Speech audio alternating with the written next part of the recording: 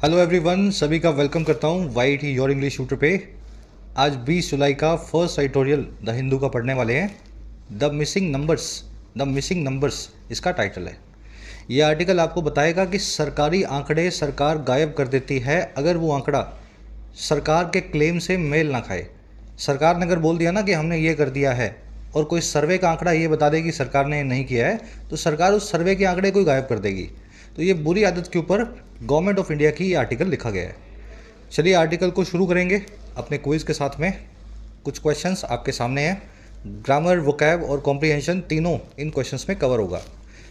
जो आपसे चीज़ें बताई जाएं ड्यूरिंग द क्लास, इस क्विज़ पे वो आपको अप्लाई करनी है at the end of the class, ताकि आपको 9 में से 9 मार्क्स मिले। शुरू करें क्लास को। चलिए आइए कुछ नया सीखते हैं।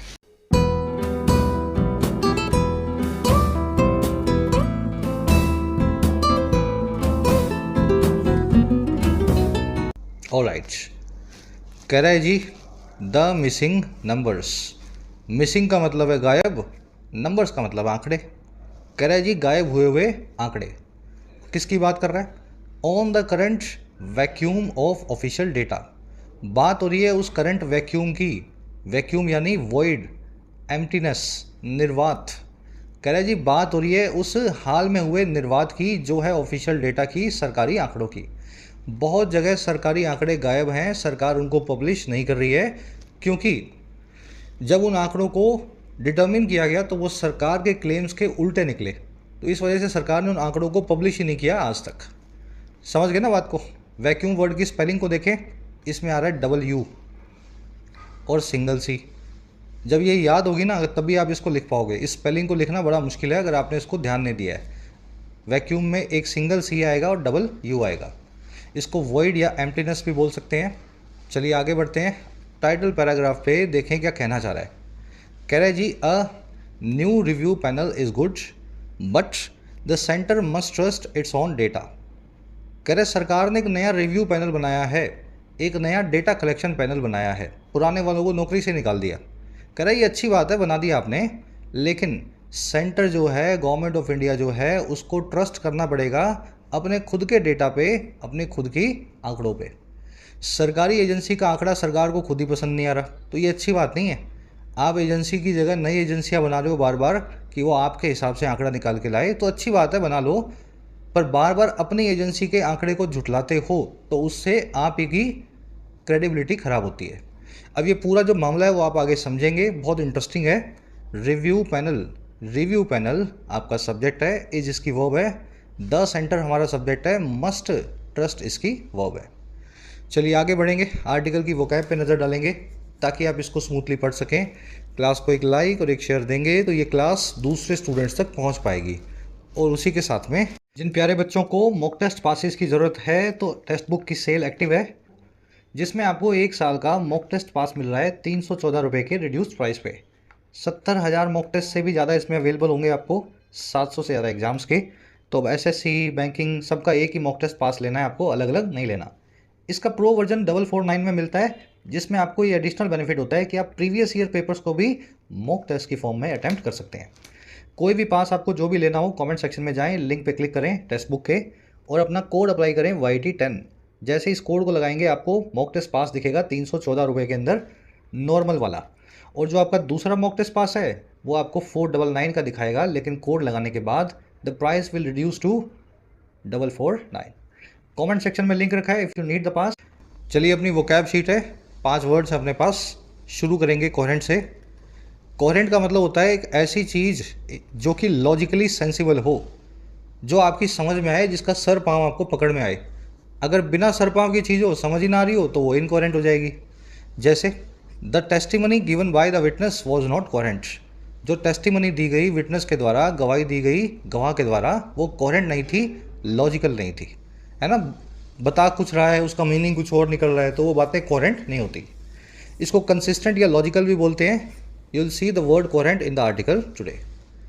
अगला वर्ड अपना आज का न्यूआंस। न्यूआंस का मतलब होता है बारीकी, सटल डिफरेंस। बारीकी तो आप समझते ही हैं ना, इंग्लिश में उसको न्यूआंस बोलते हैं। अ टीचर या a good teacher should know the nuances of his या हर सब्जेक्ट। एक अच्छे टीचर को पता होना चाहिए बारीकियाँ अपने सब्जेक्ट की। जो वो पढ़ाते हैं, जो वो सिखाते हैं, उसकी बारीकियाँ नहीं पता होगी तो अच्छा टीचर नहीं बन पाएगा। बारीकियों को सटलिटी और रिफाइनमेंट भी बोलते हैं। You will encounter this word nuance in the article today, है ना, न्यूआंस। ये वैसे वर्ड्स हैं आप अपनी रूटीन लाइफ में भी यूज़ कर सकते हो। बारीकी की जगह न्यूआंस वर्ड बोलना शुरू कर दो आज से, है ना। अगला वर्ड है एंटेल। इसके दो मीनिंग्स होते हैं। पहला मीनिंग होता है रिजल्ट इन होना, लीड टू करना, और दूसरा मीनिंग होता है किसी चीज़ को ज़रूरी बनाना, नेसेसिटेट करना। ये वर्ड बना है टेल से, और टेल का मतलब होता है पूंछ। जहाँ आप जाओगे ये ज़रूरी ही बात है, उस जानवर की पूंछ भी उसके पीछे जाएगी। कोई जानवर है, उसकी टेल है, टेल तो उसके पीछे पीछे जाएगी ना। तो एंटेल जो वर्ड है ना, इस तरह से आप इस वर्ड को याद रख सकते हैं। Financial frauds entail harsh punishment इन इस्लामिक रिजीम्स। फाइनेंशियल फ्रॉड जो हैं वो एंटेल करते हैं, वो लीड टू करते हैं बहुत कड़ी पनिशमेंट पे इस्लामिक रिजीम्स में, ऐसी कंट्रीज़ जो इस्लाम के हिसाब से चलती हैं। इसको रिजल्ट इन या इम्प्लीकेट करना भी बोल सकते हैं। आप इस वर्ड को आर्टिकल में देखेंगे। चलिए सेकंड लास्ट वर्ड अपना प्रीएम्प्टिव, बहुत दिनों बाद आया है। प्रीएम्प्टिव का मतलब होता है जी कोई काम जो आपने एडवांस में एज ए प्रिकॉशन कर रखा है। समझ पा रहे हैं? पहले से ही अपना जो है प्रिकॉशन लेने के लिए जब कोई मूव आप चलते हैं, that is an pre-emptive move. कुछ हुआ नहीं है अभी, बस आपने पहले से इंश्योर कर दिया कि कुछ हो ना, इसलिए आप किसी हरकत को करेंगे तो वो प्रीएम्प्टिव हरकत बन जाती है। Russia has threaten to launch a preemptive nuclear strike on Ukraine. Russia ने थ्रेटन किया है कि ये लॉन्च करेगा एक प्रिकॉशनरी न्यूक्लियर स्ट्राइक को जो है यूक्रेन पे। ये प्रीएम्प्टिव होगी, रशिया जो है प्रिकॉशन के हिसाब से करेगा कि यूक्रेन कोई ज़्यादा बड़ा काम ना कर दे, कल को हमें हरा ना दे, है ना, जंग में, तो हम पहले से ही इस पर न्यूक्लियर स्ट्राइक कर देते हैं। समझ पा रहे हैं? चलिए, इसको प्रोटेक्टिव भी बोलते हैं, डिटरेंट भी बोलते हैं। प्रीएम्प्टिव नाम का ये एडजेक्टिव आप आर्टिकल में आज देखेंगे। लास्ट वर्ड है अपना मैंड्रिन्स। मैंड्रिन वर्ड है सरकारी ऑफिशियल्स के लिए, गवर्नमेंट बाबुओं के लिए, ठीक है। मैंड्रिन वैसे चाइना की लैंग्वेज भी है, लेकिन वो वाला मीनिंग इसका कम निकलता है। इंडिया में अगर बात हो, हमारे आर्टिकल्स की बात हो, तो हम मैंड्रिन वर्ड से सरकारी ऑफिशियल्स वाला जो मीनिंग है ना, वो ज़्यादा यूज़ करते हैं। चाइना की लैंग्वेज को भी मैंड्रिन ही बोलते हैं। Mandarins have hinted at possibility of another COVID lockdowns. Mandarins ने, सरकारी ऑफिशियल्स ने हिंट किया है पॉसिबिलिटी पे एक और कोविड लॉकडाउन की। मैंड्रिन को ऑफकोर्स ब्यूरोक्रेट भी बोल सकते हैं। ब्यूरोक्रेट की स्पेलिंग देख लेना, अगर ये स्पेलिंग लिखोगे नहीं, दिमाग में नहीं होगी, तो कभी ना लिख पाओगे। स्पेलिंग एरर में अगर ब्यूरोक्रेट आपको दिखाया जाए तो आपको ध्यान होगी, तभी आप इसको सही कर सकते हैं। चलो बना के देखो, सभी लोग दिमाग में बना के देखो, ब्यूरोक्रेट, है ना, ब्यूरोक्रेट। चलिए अब आर्टिकल पे आते हैं। एक समरी आपको दे किस बारे में लिखा गया है। समरी ये है कि एक भारत की संस्था होती थी, national sample survey office, NSSO, या इसको बोलते हैं हिंदी में सांख्यिकी विभाग, स्टैटिस्टिकल ऑफिस। SSC में जॉब्स भी निकलती थी इसमें, स्टैटिस्टिकल इन्वेस्टिगेटर की, है ना, जिसके पास स्टैटिस्टिक्स हो ग्रेजुएशन में, वो इसको दे सकता था एग्जाम को। तो ये NSSO जो ऑफिस है ना, इस ऑफिस के आंकड़े सरकार को पसंद नहीं आते। ये कुछ अजीब से आंकड़े निकाल के लाता है जो सरकार के क्लेम्स के खिलाफ होते हैं, उसके उल्टे होते हैं। सरकार बोलती है गरीबी घट गई, ये जो है सरकारी एजेंसी आंकड़े निकाल के लाएगी, ये बताएगी गरीबी अभी उतनी बनी हुई है। सरकार बोलेगी पर कैपिटा कंजम्पशन बढ़ रहा है, ये आंकड़ा निकाल के लाएगी कि अभी भी पर कैपिटा कंजम्पशन जो है पहले जैसा ही है। सरकार ने इसको है ना, पूरी एजेंसी को ही बंद करवा दिया। ये एजेंसी ठीक से काम नहीं कर रही पिछले 5 सालों से, और 2 बार इसमें नई स्टैंडिंग कमेटी बनाने की कोशिश की गई है जो इन सर्वेज को नए सिरे से करवाना शुरू करे।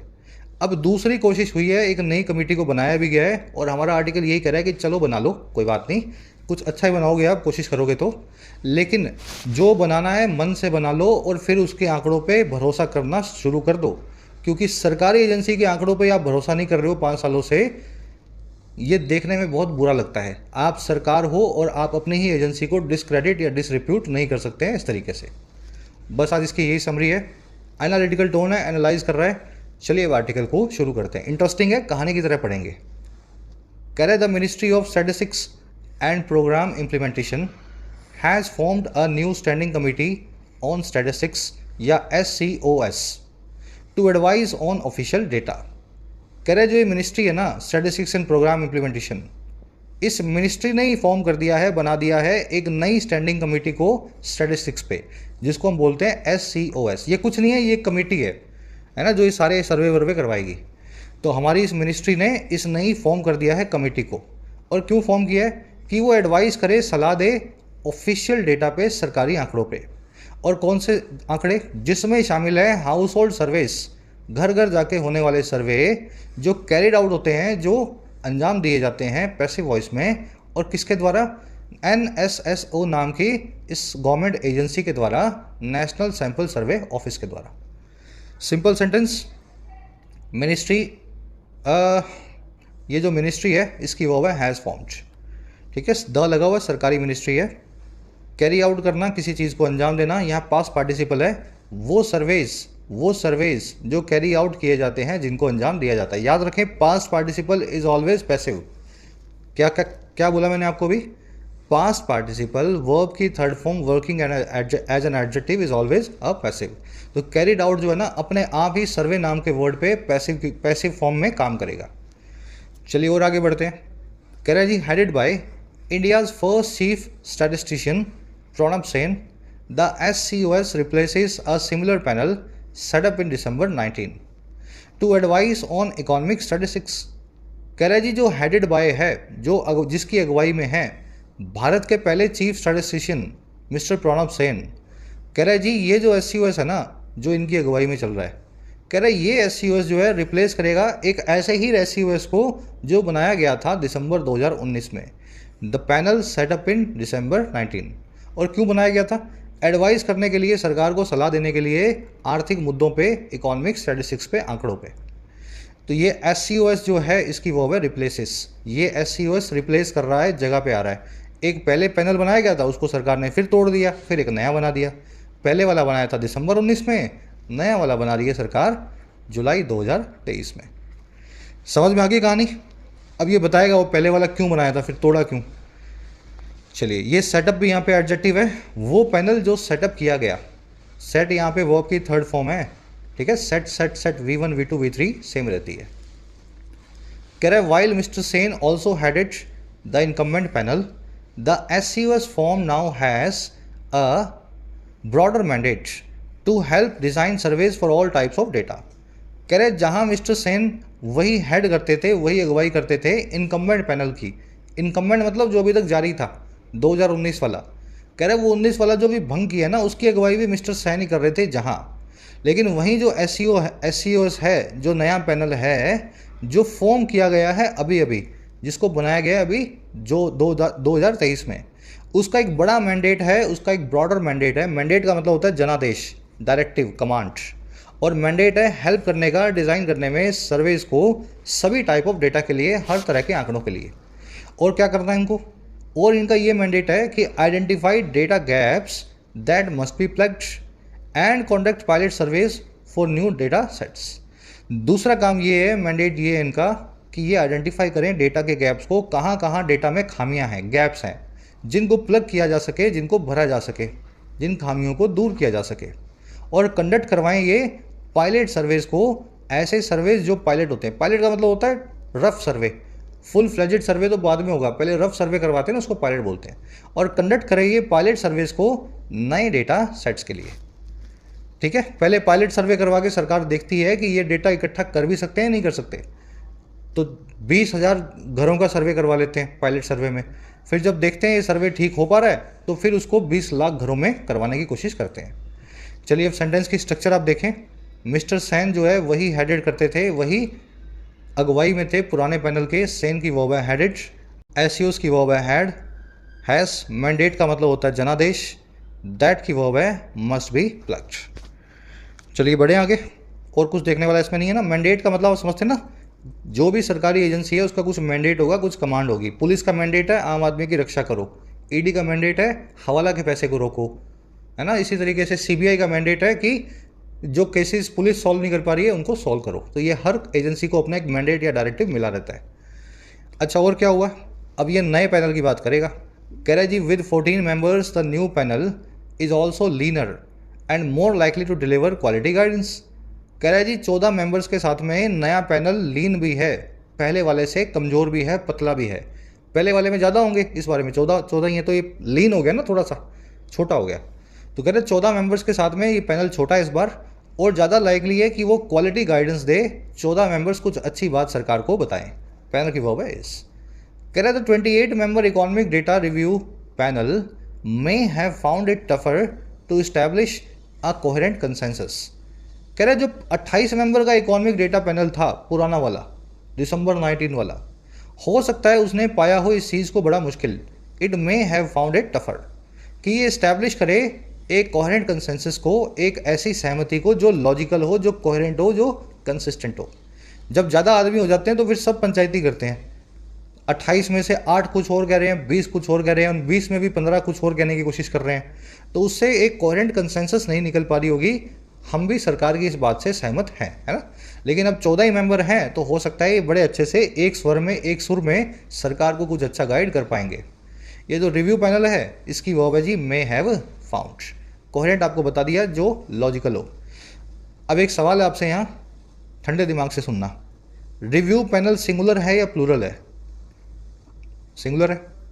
अरे भाई जब ये सिंगुलर है तो वर्ब को हैव कैसे लगा दिया? हैज आना चाहिए ना, गलती हो गई ना इससे आज। सिंगुलर के लिए हैज ही वर्ब लगती है, हैव तो मैंने नहीं देखी। तो अगर रिव्यू पैनल भी सिंगुलर है तो वर्ब का हैव से हैज क्यों ना बनाया जाए? एक सवाल अपने आप से पूछो, क्या आपको क्वेश्चन का आंसर मिल रहा है, नहीं मिल रहा? अभी करवा देंगे इस कॉन्सेप्ट को, पहले खुद देखो आपको कितना आता है। कह रहा है जी one of the new panel's first task will likely pertain to the result of the household consumption expenditure survey और HCES by the NSSO over the past year. कह रहा है जी जो फर्स्ट टास्क हैं, जो पहले काम है नए पैनल के, उनमें से एक ये होगा, one of the task will be, और क्या कह रहा है वो विल लाइकली पर्टेन करेगा, पॉसिबली वो रिलेट करेगा। पर्टेन टू करना, रिलेट टू करना, किसी चीज़ से जुड़ना। कह रहा है वो संबंधित होगा, पर्टेन टू करेगा उन रिजल्ट से जो है हाउस होल्ड कंजम्पशन एक्सपेंडिचर सर्वे के या HCES के, और जो करवाया जाता है NSSO के द्वारा करवाया गया था पिछले साल ही, ओवर द पास्ट ईयर।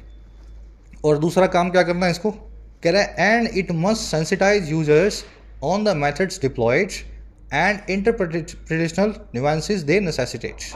और इसको सेंसिटाइज करना पड़ेगा। सेंसिटाइज का मतलब होता है लोगों को सिखाना, बताना, समझाना, किसी चीज़ के लिए तैयार करना। इस नए पैनल को तैयार करना पड़ेगा, सिखाना पड़ेगा इसके यूजर्स को उन मेथड्स को जो डिप्लॉय किए गए थे इस सर्वे में, जिनको यूज़ किया गया था, और इंटरप्रिटेशनल न्यूएंसेस को, ऐसी बारीकियों को जो इंटरप्रिटेशनल हैं, जो बारीकियां इंटरप्रिटेशन से, व्याख्या से निकलती हैं, और जो न्यूएंसेस ये नेसेसिटेट करते हैं, जो ये मेथड्स हैं जिन बारीकियों को जरूरी बनाते हैं। नेसेसिटेट करना, एंटेल करना, जरूरी बनाना। समझ गए सेंटेंस को? वन की वर्ब है, ये वन ऑफ द टास्क की वर्ब है विल पर्टेन। पर्टेन टू करना, रिलेट टू करना एक ही बात है, दोनों वर्ड्स अपने बाद टू लेने वाले हैं। टू प्रीफिक्स है इनके पास में, है ना। इट की वर्ब है मस्ट सेंसिटाइज, दे की वर्ब है नेसेसिटेट, नेसेसिटेट करना, किसी चीज़ को नेसेसरी बनाना। न्यूआंस आप जानते ही हैं, बारीकी को बोला जाता है, सटलिटी या रिफाइंड जो है डिफरेंस को बोला जाता है। चलिए आगे बढ़े, अब इस कॉन्सेप्ट को देख लेते हैं। ये जो ऊपर मैंने आपको पूछा कि यहाँ पे हैज़ क्यों नहीं लगा, यहाँ पे हैज़ लग जाता अगर मे ना होता। याद रखें मॉडल वर्ब्स हैं 12-13, can, could, may, might, would, should, will, है ना। ये सारी मॉडल वर्ब्स अपने बाद वर्ब की बेस फॉर्म को लेती हैं सिर्फ और सिर्फ, ठीक है। और ये जो हैव है ना, ये हैव वर्ब का बेस फॉर्म है। तो मॉडल के बाद में आप कभी हैज़ देखेंगे ही नहीं, क्योंकि हैव वर्ब का बेस फॉर्म ही हैव है। इसी तरीके से डू वर्ब जो है उसका बेस फॉर्म डू ही है। तो मॉडल के बाद में कभी आप डज नहीं देखेंगे, कभी डिड नहीं देखेंगे, कभी डन नहीं देखेंगे, ठीक है। तो ये मे, माइट, ये जो सारी मॉडल्स हैं, इनकी वजह से आप यहाँ पे हैव का इस्तेमाल करते हैं। सब्जेक्ट से इस हैव का कोई कनेक्शन नहीं बचा बीच में मॉडल आने की वजह से। आज के क्विज में इस कॉन्सेप्ट को आपसे पूछा गया है। अब बढ़ेंगे आगे नेक्स्ट पैराग्राफ पे। कह रहा है the HCES is critical not only to ascertain people's living standards over time but also the key to revising economic indicators such as consumer price index. कह रहा है जो HCES है, household consumption expenditure survey है, कह रहा है ये क्रिटिकल है दो चीज़ों के लिए। कह रहा है ना केवल ये है असरटेन करने के लिए, निर्धारित या डिटर्मिन करने के लिए लोगों के लिविंग स्टैंडर्ड्स को वक्त के साथ में ओवर टाइम, बल्कि ये महत्वपूर्ण भी है इस चीज़ में की भी है कि ये रिवाइज किया जाए इकोनॉमिक इंडिकेटर्स को, जैसे कि ये वाला economic indicator consumer price index वाला, और ग्रोस डोमेस्टिक प्रोडक्ट को जो इस्तेमाल किया जाता है इकोनॉमी के आउटपुट को मेजर करने में। तो HCES ये सारे काम करता है। लोगों के लिविंग स्टैंडर्ड को भी बताता है और सारे के सारे इकोनॉमिक इंडिकेटर्स को रिवाइज भी करवाता है और जीडीपी को भी नापने की कोशिश करता है, बताता है आपकी जीडीपी कितनी घटी या बढ़ी। चलिए, एससीएस आपका सब्जेक्ट है। It is critical to ascertain and it is key to revising. यहाँ पे क्रिटिकल टू के बाद में बीच में नॉट ओनली आ रहा है यहाँ बट ऑल्सो आ रहा है, तो क्रिटिकल टू के बारे में बाद में आ रहा है वर्ब की बेस फॉर्म, है ना, वर्ब की फर्स्ट फॉर्म, और यहाँ पे की टू के बाद में आ रही है वर्ब की आईएनजी फॉर्म। ऐसा इसलिए हो रहा है क्योंकि की टू में टू जो है अपने आप में एक प्रेपोजिशन है। संडे को वीडियो आई थी लास्ट और आपको बताया गया था ऐसे कौन से फ्रेजेज हैं जिसमें टू प्रेपोजिशन होगा और अपने बाद में वर्ब की आईएनजी फॉर्म लेगा। थोड़ा उस वीडियो को देख लेना, नहीं तो आप कभी ये समझ नहीं पाओगे। यहाँ पे टू के बाद में वर्ब की बेस फॉर्म आ गई और यहाँ पे वर्ब की आईएनजी फॉर्म आ गई। तो संडे की क्लास चलाओ, टू के बाद में क्या लगेगा इस चीज़ को अच्छे से फॉर्मूला के हिसाब से सीखो। चलिए और आगे बढ़ते हैं। आगे कह रहा है जी, the last survey with another quinquennial employment survey was conducted in 17-18 but the government had opted to junk the findings in November 19।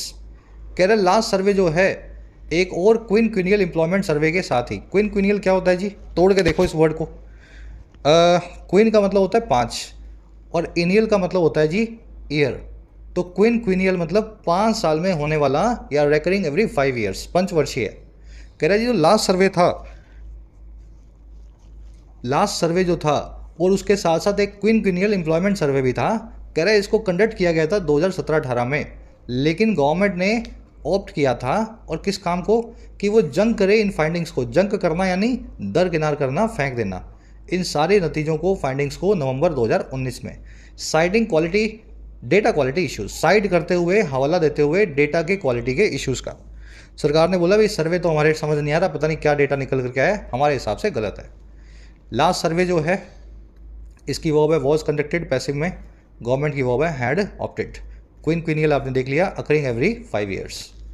अच्छा और क्या हुआ, और ये हुआ then top government mandarins sought to discredit the official statistical machinery's methods to dispute reports that the NSSO's consumption and employment surveys reflected elevated economic distress in households। कह रहा है पहले तो सरकार ने NSSO के सर्वे को ही फेंक दिया साइड में, कचरे में डाल दिया, जंक कर दिया। फिर जो सरकारी अफसर थे बड़े बड़े टॉप गवर्नमेंट मैंड्रीन्स थे, मैंड्रीन याद है ना ऑफिशियल, तो सरकारी जो अफसर थे बड़े बड़े, उन्होंने कोशिश की कि वो डिस्क्रेडिट करें, वो बुरा भला बताएं। डिस्क्रेडिट करना है किसी चीज़ को, किसी चीज़ की खामियां गिनाना, वो खामियां गिनाएं, गलतियां बताएं, बुरा भला बोलें। ऑफिशियल जो है स्टैटिस्टिकल मशीनरी जो है सरकार के, जो ऑफिशियल स्टैटिस्टिक्स को इकट्ठा करने का जो सिस्टम जो है, कह रहा है उसके जो मेथड हैं, ताकि डिस्प्यूट किया जा सके इन रिपोर्ट्स को झुठलाया जा सके। दैट वो ये कि NSSO का जो कंजम्पशन एंड एम्प्लॉयमेंट सर्वेज हैं ये रिफ्लेक्ट करते थे, दिखाते थे बढ़ी हुई इकोनॉमिक डिस्ट्रेस को, बढ़ी हुई आर्थिक परेशानियों को घरों में, आम आदमियों की ज़िंदगियों में। तो NSSO तो क्या है, बड़े सर्वे करवाता है, 2-2 लाख घरों में जाना, वहाँ जाकर के इसने सर्वे का डेटा ये निकाला कि आम आदमी परेशान हो रहा है आज की डेट में महंगाई से, लैक ऑफ जॉब से। तो ये सारे डेटा सरकार को पसंद ही नहीं आए। NSSO ने बोला कि स्ट्रेस लेवल तो बढ़ते जा रहे हैं घरों में, कुछ कम नहीं हो रहा, लोग तो और परेशान हो रहे हैं।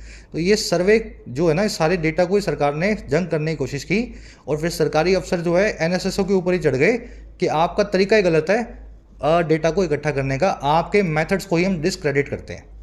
समझ पा रहे हो, सरकार ही सरकार को क्रिटिसाइज कर रही है, मतलब अपनी खुद की एजेंसी को ही गलत जो है बुरा भला बोल रही है।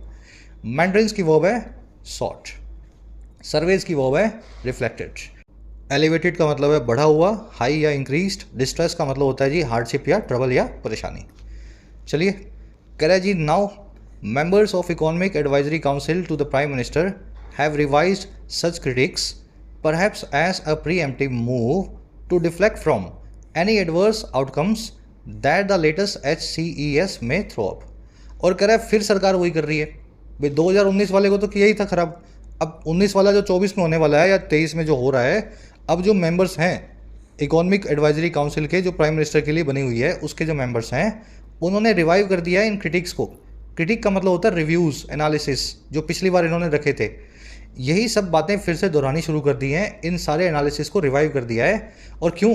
शायद एक प्रिकॉशनरी मूव के तौर पे, प्रीएम्प्टिव मूव के तौर पे, कि ये डिफ्लेक्ट कर सकें, ध्यान आपका हटा सकें किसी भी खराब आउटकम से, किसी भी एडवर्स नतीजे से जो अभी हाल में होने वाला HCES आपको ला करके दे, थ्रो अप करे। थ्रो अप करना, ब्रिंग इन करना, इंट्रोड्यूस करना। तो हर 5 साल से ये सर्वे जब होता है जिसमें देश की हकीकत पता लगने वाली होती है, उससे पहले सरकार के जो अफसर हैं वो चिल्लाना शुरू कर देते हैं कि ये सर्वे तो गलत है, ये सर्वे तो गलत है। मज़े की बात यह है कि ये सर्वे खुद ही सरकार करवा रही है, बस करवाना पड़ रहा है, कॉन्स्टिट्यूशनल मैंडेट है। समझ गए ना? तो प्री एम्प्टिव मूव के तौर पे इन्होंने फिर से रिवाइव कर दिया है उन्हीं रिव्यूज़ को कि हाँ ये सर्वे तो गलत ही होता है, इसमें तो गलत ही बताया जाता है ना। मेंबर्स की वर्ब है हैव रिवाइव्ड। क्रिटिक का मतलब होता है जी एक रिव्यू या एनालिसिस। प्री एम्प्टिव मतलब प्रिकॉशनरी, जो पहले से ही कोई कदम उठाया गया हो। HCS की वर्ब है मे थ्रो अप। थ्रो अप करना, किसी चीज़ को लाना, इंट्रोड्यूस करना, सबके सामने रखना। HCS समझ गए ना? Household consumption expenditure survey. कह रहा जी that is if its results are published. कह रहा और ये तब होगा दैट इज़ अगर इसके रिजल्ट्स को पब्लिश भी किया जाए। हो सकता है सरकार इस बार रिजल्ट को पब्लिश ही ना करे। कह रहे data from 17-18 survey released by Maharashtra indicates that household spending power and access to amenities had improved since 11-12। कह रहे जो डेटा आया है महाराष्ट्र के इस सर्वे से, महाराष्ट्र का जो रिलीज़ किया गया महाराष्ट्र के द्वारा, है ना, हर स्टेट का अपना अपना डेटा है। कह रहा है अगर उस डेटा को आप देखें, पुराने वाले 17-18 के सर्वे को जो सरकार ने कचरे में फेंक रखा है, कह रहा है वो ये इंडिकेट करता है कि लोगों की स्पेंडिंग पावर और एक्सेस टू एमिनिटीज़ है वो इम्प्रूव किया है बहुत ज़्यादा 11-12 के मुकाबले। लोगों की खर्च करने की ताकत बढ़ी है और उनके घरों में सुविधाएं भी बढ़ी हैं। कह रहा है जी डिस्पाइट द डीमोनेटाइजेशन शॉक, बावजूद डीमोनेटाइजेशन से आने वाले शॉक के या झटके के। तो ये डेटा तो महाराष्ट्र में बड़ी अच्छी बात कर रहा है। कह रहा है although inequality widened on some fronts, हालांकि जो इनइक्वालिटी है, असमानता है, वो बढ़ गई है, वाइड हो गई है कुछ मोर्चों पे, कुछ फ्रंट्स पे। कहीं कहीं असमानता आपको ज़्यादा दिखाई दे रही है। तो ये डेटा है महाराष्ट्र का, ये बताता है ना। Data indicates power and access had improved, है ना, spending power and access had improved. Inequality की वर्ब है वाइडेंट। डेटा के लिए आपको प्लूरल वर्ब यूज़ करनी चाहिए, इंडिकेट्स की जगह पे टेक्निकली यहाँ इंडिकेट आना चाहिए। कह रहा है जी so that data was not bad, not all bad news after all. कह रहा है इस प्रकार से अगर देखा जाए तो वो डेटा पूरे तरीके से बैड न्यूज़ नहीं था, फिर भी सरकार ने उसको कचरे में डाल दिया। थोड़ा बहुत भी बैड होता है वो भी सरकार को अच्छा नहीं लगता। That data was not bad, data की वर्ब है वॉज। अगेन डेटा के लिए यहाँ सिंगुलर वर्ब लगा रखी है, यहाँ पे वर आना चाहिए। कह रहा है जी whether data is fit for release should be left to the independent national statistical commission that was reconstituted last year but is still marred by vacancies.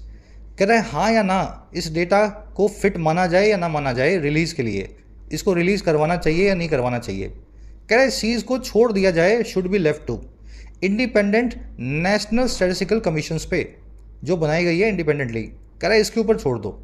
कह रहा है जिसको रिकॉन्स्टिट्यूट किया गया था, फिर से बनाया गया था लेट लास्ट ईयर, पिछले साल के अंत में, लेकिन अभी भी जो मार्ड है, चोटिल है, परेशान है वैकेंसीज़ के द्वारा, खाली जगहों के द्वारा। ठीक है, तो ये एजेंसी बताएगी आपको डेटा को क्या रिलीज़ करना है और क्या नहीं करना। अगर इसमें लोग होंगे, वैकेंसियाँ भर जाएंगी, तभी ये काम करेगी। डेटा की वर्ब है इज़, अगेन आर होनी चाहिए। वेदर से क्लोज शुरू हुआ है, इस पूरे की क्लोज की वर्ब है शुड बी लेफ्ट। ये पूरी चीज़ जो है ना, दिस पूरी thing should be left to this agency. That I agency के लिए वर्ब है वॉज कॉन्स्टिट्यूटेड। ठीक है, दूसरी वर्ब है is, that was reconstituted and that is still marred. कह रहा है simply destroying the credibility of one's own systems may achieve short-term obfuscation goals, but it also leaves one clutching at straws to prove governance outcomes. कह रहा है जी सीधे सीधे destroy करना, खराब करना क्रेडिबिलिटी को, भरोसेमंदी को अपने खुद के सिस्टम की, सरकारी सिस्टम की, ये काम जो है अचीव कर सकता है शॉर्ट टर्म में आपके गोल्स को जो है ऑब्फस्केशन के, कन्फ्यूजन को क्रिएट करने के, एम्बिग्यूटी के। अपनी एजेंसी को डिसरिप्यूट करो, शॉर्ट टर्म में आप कन्फ्यूजन क्रिएट कर दोगे अगर आपका यही गोल है तो, शॉर्ट टर्म का। कह रहा है लेकिन ये लीव कर देगा क्लच एट स्ट्रॉ करता हुआ प्रूव करने के लिए गवर्नेंस आउटकम्स को। क्लच एट स्ट्रॉ करना यानी किसी चीज़ का डेस्परेट सोल्यूशन जो है निकालने की कोशिश करना। जब कोई सोल्यूशन ना निकले तो कुछ भी करने की कोशिश करना। कह रहा है लेकिन ये काम जो है ना लॉन्ग टर्म में सरकार को ही मजबूर कर देगा कि सरकार नए नए उल्टे सीधे काम करे, क्लच एट स्ट्रॉ करे, ताकि सरकार अपने गवर्नेंस आउटकम्स को प्रूव कर सके, अपने कामकाज के नतीजों को दिखा सके। ये डेटा जब होगा नहीं, फिर सरकार क्या उल जलूल डेटा निकाल करके लाने की कोशिश करेगी कि देखो हम तो बड़ा अच्छा काम कर रहे हैं, है ना। डिस्ट्रॉइंग की वर्ब है मे अचीव, इट की वर्ब है लीव्स। क्लच एट स्ट्रॉ का मतलब होता है जी मुसीबत के वक्त जो है हर नुस्खा आजमाना ताकि आपका काम निकल जाए। स्ट्रॉ का मतलब होता है छोटा सा तिनका, ऐसा समझ लो, और उसको आप क्लच कर रहे हो, उस तिनका का सहारा लेने की कोशिश कर रहे हो। आपको पता है इससे कुछ नहीं होगा, लेकिन कोई सहारा है ही नहीं। तो डेस्परेट टाइम के डेस्परेट सोल्यूशन जब आप निकालते हो, तिनके का भी सहारा लेने लगते हो, तब आप क्लच एट स्ट्रॉ कर रहे होते हो। स्ट्रॉ से ये 3 इडियम्स और बनती हैं, फटाफट इनको करवा देते हैं, आज के क्विज में पूछी गई हैं। स्ट्रॉ इन द विंड का मतलब होता है an indication of the future. इसकी कहानी आपको बताई हुई है।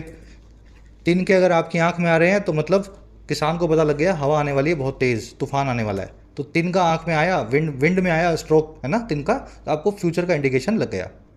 अ मैन ऑफ स्ट्रॉ मतलब तिनकों का आदमी, एक ऐसा आदमी जो बड़ा कमज़ोर है। अ वीक पर्सन, ठीक है, weak person, man of straw. और तीसरा है जी to have straws in one's hair, किसी आदमी के बालों में तिनके होना। इसका मतलब होता है जी टू लूज मेंटल बैलेंस। पागल आदमी कैसा होता है, सर में बालों में तिनके पड़े हुए हैं, उसको कुछ पता ही नहीं है। तो अगर आप मेंटल बैलेंस लूज कर देते हैं तो आपके स्ट्रॉ आ जाता है हेयर में, है ना। ऐसे इस ईडियम को आप याद रख सकते हैं। ये चारों ईडियम याद रखना, क्विज में पूछी गई हैं। कह रहा है the SCOs can proactively try to bridge the trust deficit between India's once revered statistical system and data users. कह रहा है नया जो ये सिस्टम आया है, SCOS जो कमेटी आई है, ये प्रोएक्टिवली ट्राई कर सकती है कि ये ब्रिज करे, भरे उस ट्रस्ट के डेफिसिट को, भरोसेमंदी की कमी को, जो है 2 चीज़ों के बीच में। पहली चीज़ है जी भारत का एक वक्त पे बड़ा सम्माननीय जो रिवर्ड स्टैटिस्टिकल सिस्टम हुआ करता था, सांख्यिकी विभाग, और उसके जो डेटा यूजर्स हैं आप और हम आम आदमी, आज बड़ा ट्रस्ट डेफिसिट हो गया है। नया जो कमेटी है उसकी जिम्मेदारी है कि इस ट्रस्ट डेफिसिट को, भरोसेमंदी की कमी को फिर से पूरा करे। कह रहे which has led to the current vacuum of official data. कह रहे वही चीज़ है जिसकी वजह से आज ऑफिशियल डेटा का वैक्यूम है भारत में। स्टैटिस्टिकल सिस्टम हमारा ठप पड़ा है पिछले 5 साल से इस सरकार के अंडर। SCOs की वर्ब है कैन ट्राई, रिवर्ड का मतलब होता है जी जिसको एडमायर किया जाता हो, रिस्पेक्ट किया जाता हो, एस्टीम्ड हो जो। कह रहा है the end result of such a vacuum is that government policy neither acknowledges nor addresses ground realities that warrant intervention. कह रहा है जी जो एंड रिजल्ट है ऐसे वैक्यूम का, ऐसे निर्वात का, वो ये होता है कि सरकारी पॉलिसी ना तो आप एक्नॉलेज करते हैं, ना आप एड्रेस करते हैं, ना उसको हाँ बोलते हैं, ना उसको ना बोलते हैं, है ना। सरकारी पॉलिसी ना ग्राउंड रियलिटीज़ को मानती है, ना बताती है। वही रियलिटीज़, वही हकीकतें जिनको इंटरवेंशन की, दखल अंदाजी की वारंट है, जो ज़रूरत है, वारंट करना, किसी चीज़ को नेसेसिटेट करना। तो जो भी हो रहा है ज़मीनी हकीकत किसी को पता ही नहीं है क्योंकि डेटा ही नहीं है। चलिए सिंपल सेंटेंस है, रिजल्ट की वर्ब है इस, पॉलिसी की वर्ब है एक्नॉलेजेस और एड्रेसेस, है ना, नीदर नॉर से दोनों वर्ब्स जुड़ी हुई हैं। दैट की वर्ब है वारंट, दैट आया रियलिटीज़ के लिए। जल्दी से वो अपने क्विज पे आएंगे। ज़्यादा मुश्किल आर्टिकल था नहीं, इंटरेस्टिंग था, कुछ नई वोकैब आने की वजह से आपको थोड़ा चैलेंजिंग लगा होगा। फर्स्ट क्वेश्चन में पूछा है जी सरकार अपनी एजेंसी को डिसक्रेडिट क्यों करती है। मेरे ख्याल से आंसर निकालना बहुत आसान है, सिंपल सा आंसर है, आपके सामने रखा है। फर्स्ट कमेंट में इसी वीडियो के नीचे आंसर डाल दिया है मैंने, वहाँ से मैच कर लो, ठीक है। क्यों ऐसा है कि सरकार अपनी एजेंसी को भला बुरा कहती है। दूसरे में पूछा है जी लैक ऑफ डेटा से क्या नुकसान भारत को हो सकता है। तो ये तो लास्ट सेंटेंस में बताया गया आपको आर्टिकल की, ये भी आप निकाल ही लोगे। थर्ड में पूछा है जी क्लच एट स्ट्रॉ इडियम का क्या मीनिंग है, करवाई दी आपको ये। चौथे में आपसे एक ऐसी चीज़ जो एज ए प्रिकॉशन की जाए उसको क्या बोलते हैं, मेरे ख्याल से ये भी आपको आता है ना, 1 वर्ड है। कोहेरेंट वर्ड का सिनोनिम पूछा है आपसे, बड़ा इजी है निकालना, चारों का मीनिंग निकाल लो, कोहेरेंट का सिनोनिम आपका निकल आएगा। स्ट्रॉ इन द विंड और have straw in one's hair, दोनों ईडियम आपको अभी करवाई थी, इनके मीनिंग बताओ। 8वें 9वें में 2 एरर्स हैं, पहली एरर होगी इस वर्ड की वजह से, इसके आसपास, और दूसरी एरर आपको फोकस वर्ब की वर्ब के अंदर मिल सकती है, देख लेना। दोनों एरर्स को फाइंड करो, आउट ऑफ 9 कितने मार्क्स मिले। फर्स्ट कमेंट में मेरे आंसर रखे हैं, वहाँ से मैच करके मुझे बताना, कमेंट सेक्शन में डालना कितने मार्क्स आपको आउट ऑफ 9 मिले। मुलाकात लेंगे आपसे नेक्स्ट क्लास में, until then signing out. Courses available हैं ऐप पे, जाके फ़ायदा ले सकते हो, टाइम रहते ही कोर्सेज का फ़ायदा लेना है। ऐसा ना हो लास्ट मोमेंट पे आकर के आप मैसेज करें सर 15 दिन रह गए, 1 महीना रह गया। अभी जब वक्त है पढ़ने का तो पढ़ाई पे पूरा ध्यान दो, कंटेंट सारा अवेलेबल है एप्लीकेशन पे, राइटिंग का, SSC का और बैंकिंग का। ऐप को जाओ, कमेंट सेक्शन से डाउनलोड करो, फर्स्ट कमेंट से लिंक रखा है, कोई भी क्वेरी हो, ये नंबर है व्हाट्सएप का, टीम से आप मैसेज करके बात कर सकते हैं व्हाट्सएप।